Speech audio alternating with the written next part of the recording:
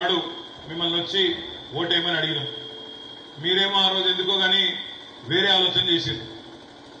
మార్పు మార్పు అని వాడేవాడు నిలబెట్టగానే ఆయనతో ఓటేసింది. ఏం చెప్పింది అన్నాడు? కోడళ్లకు 2500, కోడల పిల్లలకు 100 రోజుల లోపల 2500 ఇస్తా. ఇక్కడ ఉన్న కోడళ్ళు చెప్పాలి, వచ్చినాయా 2500? అత్తలకు 4000 ఇస్తా 100 రోజుల్లో. అత్తలకు వచ్చినాయా 4000? వినబడతలేదు. తులం బంగారం వచ్చిందా? రైతులకు రుణమాఫీ జరిగిందా? 2 లక్షల రుణమాఫీ ఎంబడే చేస్తా తెచ్చుకోండి అన్నాడు. అయిందా? మార్పు బాగుందా? మార్పు అని చెప్పి గుద్దిరు కదా, బాగుందా మార్పు? కరెంటు పోతుందా? నీళ్ల గోస అవుతుందా? కేసీఆర్ పాలన బాగుండే అనిపిస్తుందా? అనిపిస్తున్నా సార్ శైలావట్టు గిడిది కూద్దాం. మీకు కాంగ్రెస్ పాలన కరెక్ట్ గా లావట్టు చెయ్యండి. మొండి చెయ్యి కాదు, పిడికిలి మొండి చెయ్యి మా డేంజర్. మొన్న ముంచిందే అది.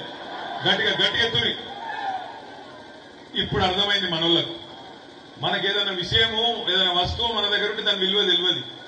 అది పోయాకనే తెలుస్తుంది. కరోనా వచ్చేదాకా మనకు అర్థం కాలే. బయట నీరు కూడా మంచిగా అనిపిస్తుంది అప్పుడప్పుడు. కరోనా వచ్చినాక ఇట్లా కట్టేసినట్టు చేస్తే అప్పుడు అర్థమైంది దాని విలువ.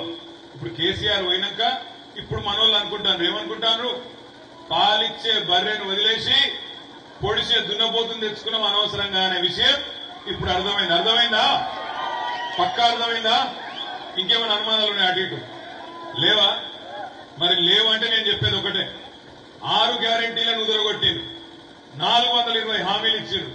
అత్తకిది, కోడలకది, రైతుకది, యువకులకిది, ఫ్రీ స్కూటీ, ఫ్రీ బంగారం, బస్సు ఫ్రీ, మన్ను ఫ్రీ, మశానం ఫ్రీ, అన్ని ఫ్రీ అన్నాడు.